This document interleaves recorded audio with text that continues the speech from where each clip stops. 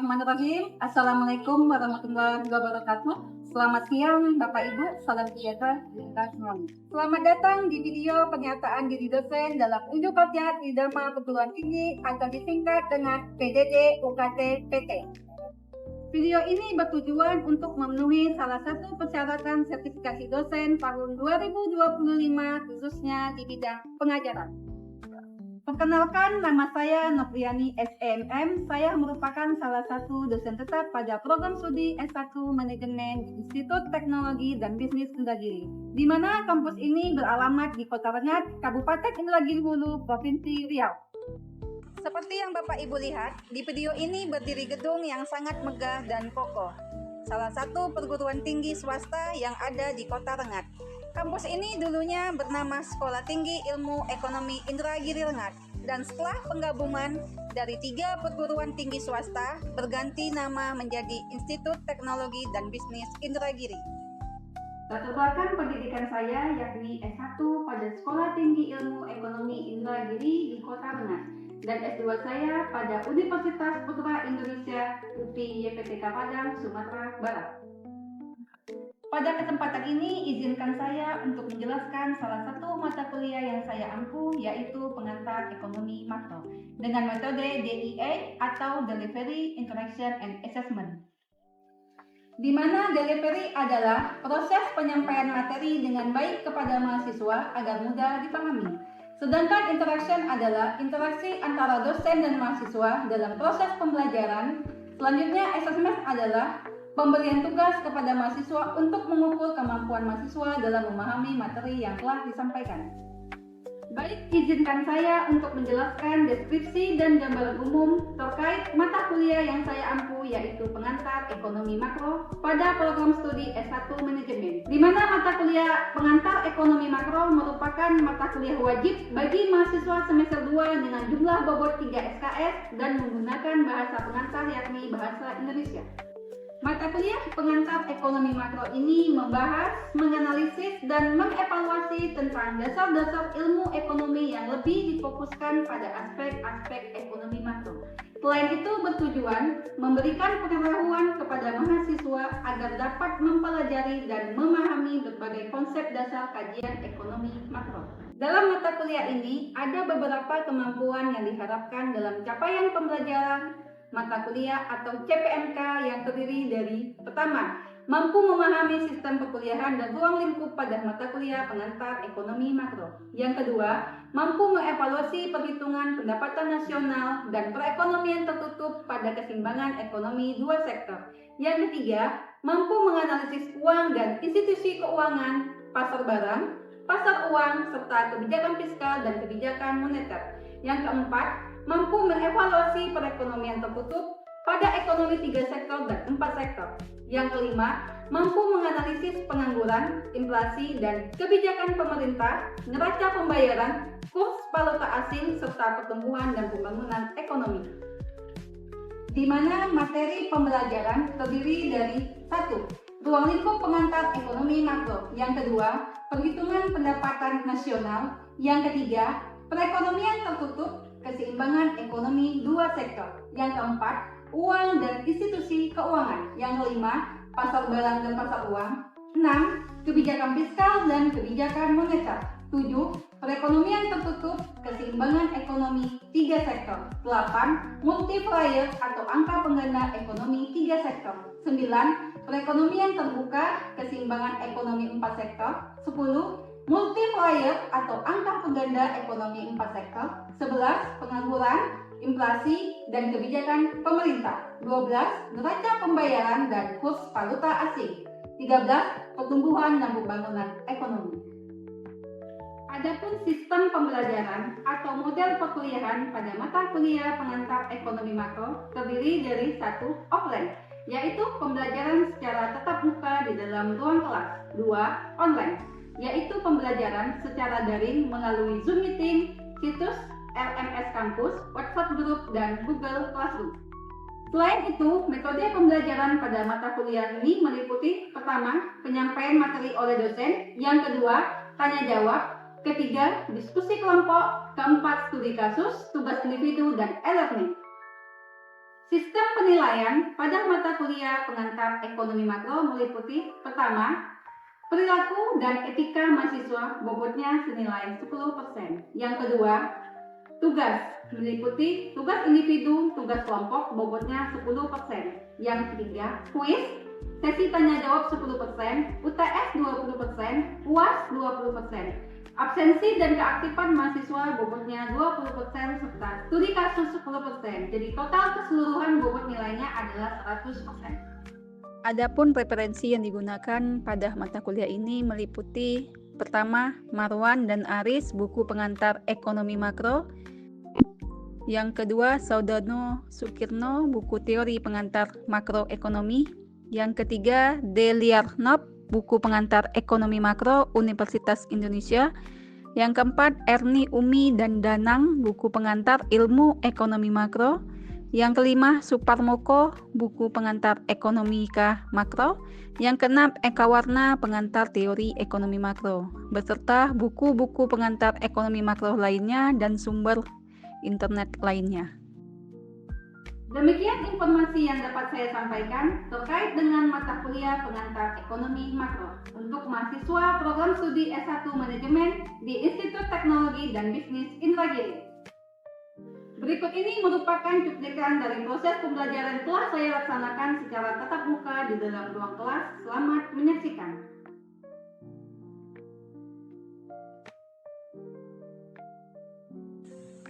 Oke, baik. Bismillahirrahmanirrahim. Assalamualaikum warahmatullahi wabarakatuh. Waalaikumsalam warahmatullahi wabarakatuh. Oke, baik. Jadi selamat siang dan salam sejahtera untuk kita semuanya. Ya, jadi seperti biasa, sebelum kita memulai proses perkuliahan, sebelum kita memulai proses belajar mengajar, alangkah baiknya terlebih dahulu kita berdoa menurut agama dan kepercayaan kita masing-masing. Seraya menundukkan kepala, berdoa, mulai.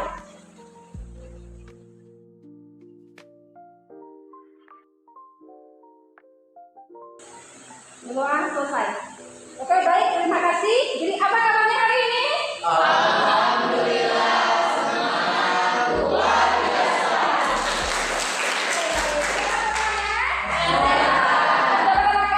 Sudah.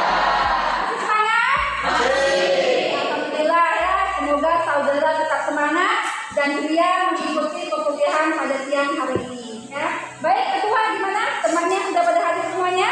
Sudah semua.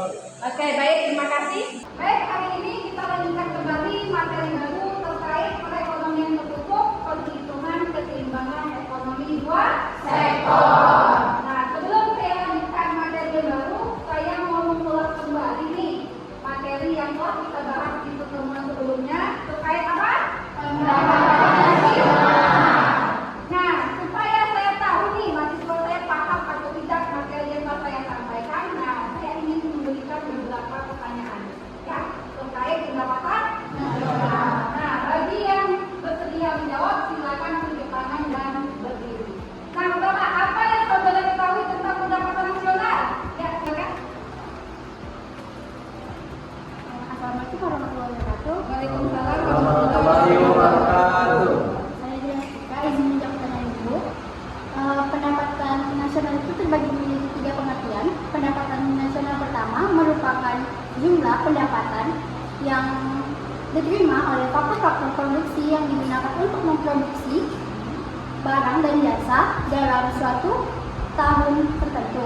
Kemudian yang kedua, pendapatan nasional adalah jumlah nilai barang dan jasa akhir yang diterima oleh perekonomian dalam periode tertentu yang dihitung berdasarkan nilai pasar atau harga yang telah ditentukan.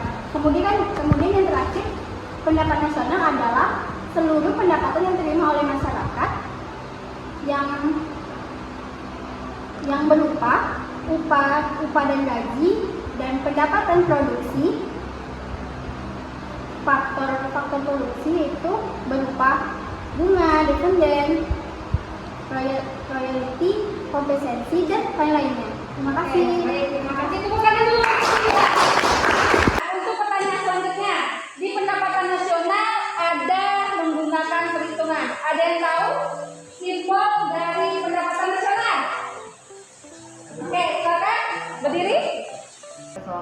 warahmatullahi wabarakatuh.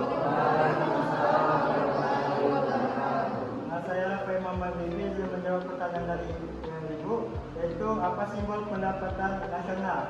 Pendapatan nasional itu disimbolkan dengan huruf D kapital. Oke, baik. Terima kasih. Hitungan untuk Di dalam pendapatan nasional kita menggunakan 3 metode. Ada yang tahu metode apa saja? Ya, silakan. Metode perhitungan pendapatan nasional itu ada 3 metode. Yang pertama metode pendekatan produksi, yang kedua metode pendekatan pendapatan, yang ketiga metode pendekatan pengeluaran. Oke, baik. Terima kasih. Pertanyaan terakhir. Nah, setelah temannya tadi dijelaskan 3 metode perhitungan, otomatis kan ada rumus yang digunakan. Ada yang ingat rumusnya apa saja?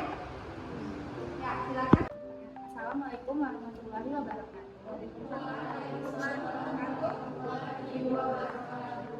Perkenalkan, nama saya Nagita Disania. Ibu menjawab pertanyaan Ibu. Tadi dalam pendekatan nasional terdapat 3 metode. Yang pertama ada metode pendekatan produksi. Rumusnya Y sama dengan dalam kurung P1 dikali 1 ditambah dalam kurung P2 dikali P2 dan ditambah seterusnya. Yang kedua ada metode pendekatan pengeluaran. Metode pendekatan pengeluaran itu rumusnya Y sama dengan C ditambah I ditambah G ditambah X dikurang M. Yang ketiga ada metode pendekatan pendapatan. Rumusnya Y sama dengan W ditambah I ditambah R ditambah B. Oke, baik. Terima kasih. Tepuk tangan dulu untuk teman-teman. Kita menggunakan 3 metode perhitungan. Yang pertama metode apa? Pendapatan. Oke, rumusnya apa? Y sama dengan kali tambah P2 kali Q2 tambah P3 kali Q3 dan seterusnya. Yang kedua metode apa? Rumus yang digunakan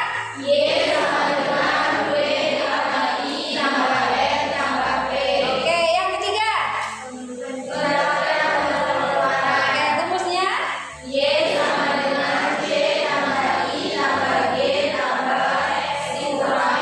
Oke, baik, alhamdulillah ya, berarti saudara sudah memahami materi yang telah saya berikan di minggu lalu. Oke, baik. Alhamdulillah. Jadi kita lanjutkan hari ini untuk materi baru di mata kuliah pengantar ekonomi makro, yaitu apa? Perekonomian tertutup, keseimbangan ekonomi dua sektor. Nah, jadi keseimbangan ekonomi dua sektor ini dia memiliki 2 variabel. Variabel pertamanya apa? Yaitu variabel konsumsi dan investasi. Ya. Jadi pendapatan nasional tadi simbolnya apa? Jadi Y sama dengan C tambah I. Jadi kenapa disebut 2 sektor? Artinya adalah konsumsi dan investasi. Jadi konsumsi rumah tangga konsumen, sedangkan investasi ke rumah tangga produsen. Ada yang tahu kenapa disebut perekonomian tertutup? Ada yang tahu nggak? Oke, bisa jelaskan kenapa disebut perekonomian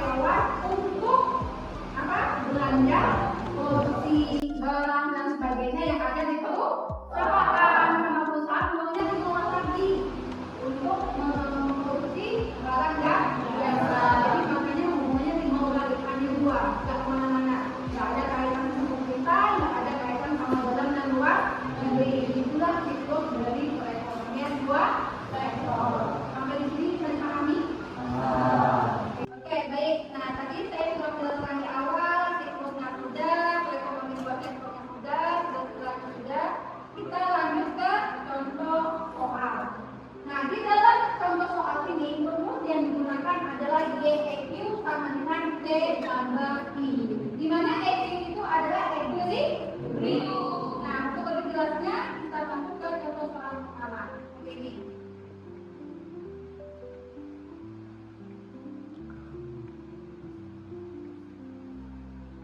Oke, baik, kami bisa kerjakan ya. Jadi di contoh soal pertama, seperti biasa kita tulis adalah diketahui.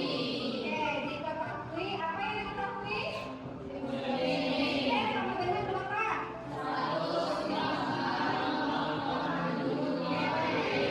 Apa lagi yang diketahui? Berapa ini? Yang ditanya apa? GEQ, ya, pendapatan nasional equilibrium. Oke, GEQ. Dijawab. Rumusnya tadi apa? Ditambah dengan konsumsi tambah investasi. D ditambah I. Oke, kita lihat ke slide berikutnya. Nah, ini ya. GEQ sama dengan konsumsi ditambah investasi. Nah, untuk konsumsi kita ambil dari mana? Dari mana? Dan untuk menjawab P dari mana diambil? Dari jadi kita tulis 100. Investasi dari mana? Ditambah 100. Y sama ini kita apakan lagi? Pindah posisi. Kalau dia sudah positif, pindah posisi jadi apa? Maka Y dikulang 0,75 Y. 100-nya tetap, 10-nya ke kita tambahkan. Y ini dinilai apa? Maka dari 1 dikulang 0,75 Y. Maka 1 kurang 0,75 Y. Berapa jumlahnya? 100 Y. Kalkulatornya 1 kurang 0,75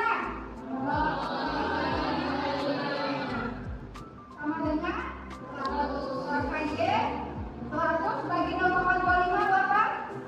420. Oke. Baik. Nah, ini saya sudah jelaskan. Ada yang ingin bertanya sampai ke sini? Baik, nanti setelah saya hapus ya untuk contoh soal pertama. Nah, sebagai untuk evaluasi pemahaman saudara terkait materi basic makroekonomi bersektor, kita masuk ke latihan soal. Sekarang saya tulis dulu latihan soalnya. Diketahui apa? Diketahui.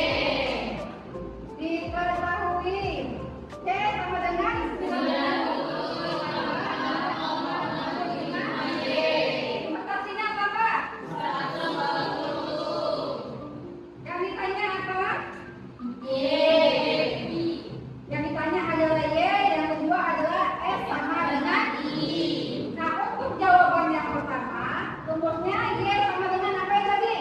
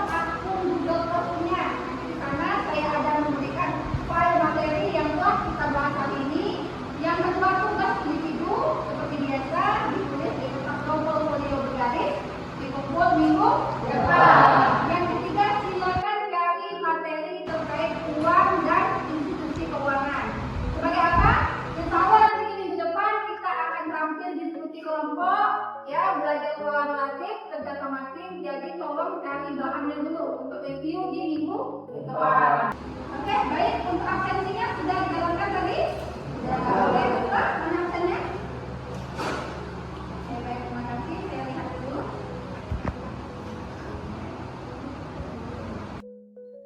Baik, alhamdulillah hadir semuanya ya. Oke.